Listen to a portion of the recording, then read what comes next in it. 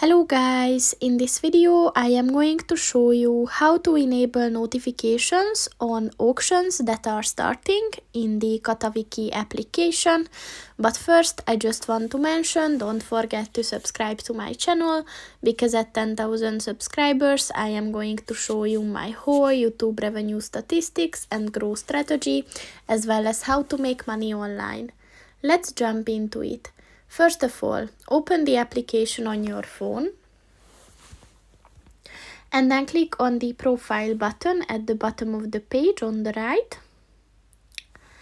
And then at the inbox section, click on the notifications button. And then at the bidder notifications section, look for the followed auctions starting button. And in order to enable it, just click on the white circle next to it.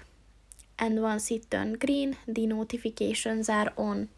So that's pretty much it for this video, guys. See you in the next one. Goodbye.